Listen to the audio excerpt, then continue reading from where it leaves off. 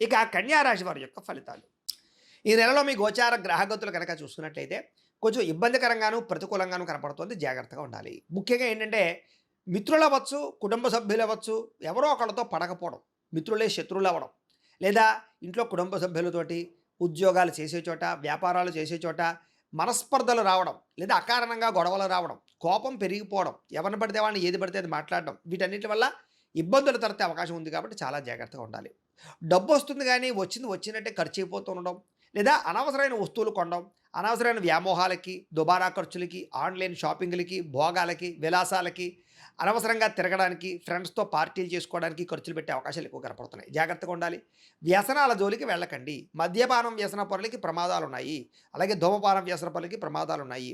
అవి దూరంగా పెట్టుకోవాలి.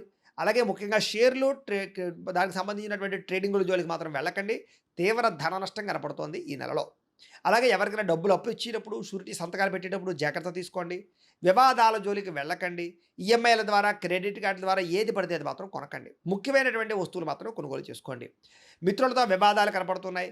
ప్రయాణాల్లో ప్రమాదాలు కనపడుతూ ఉన్నాయి. వాహనాలు చెడిపోయే అవకాశాలు, చలానాలు కట్టేటటువంటి పరిస్థితులు కనపడుతున్నాయి. జాగ్రత్తగా ఉండాలి. ఎవరితోటైనా సరే మాట్లాడేటప్పుడు దురుసుగా మాట్లాడినా, తొందరగా మాట్లాడినా, లేదా కలహంగా మాట్లాడినా గొడవలు పడతారు కాబట్టి జాగ్రత్తగా ఉండండి. చిన్న చిన్న సమస్యలే పెద్దవై పోలీస్ కేసుల దాకా, లేదా కోర్టు కేసుల దాకా దారితీసే పరిణామాలు ఉన్నాయి కాబట్టి జాగ్రత్తగా ఉండాలి. అలాగే వ్యాపారస్తులందరూ కూడా అమ్మకాల్లోనూ లేదా క్రయ విక్రయాలను ఎక్కువ జాగ్రత్త తీసుకోవాలి. ధన నష్టం తీవ్రంగా కనపడుతోంది.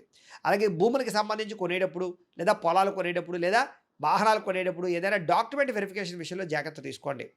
తియ్యని మాటలతో మోసం చేసేవాళ్ళు, తప్పుడు పెట్టుబడులు పెట్టించేవాళ్ళు, లేదా మోసాలు చేసేవాళ్ళు ఎక్కువైపోతున్నారు. కాబట్టి ఎవరి మాట నమ్మకండి. దేనైనా సరే ఎక్కువగా వెరిఫికేషన్ చేసుకునే ప్రయత్నం చేయండి.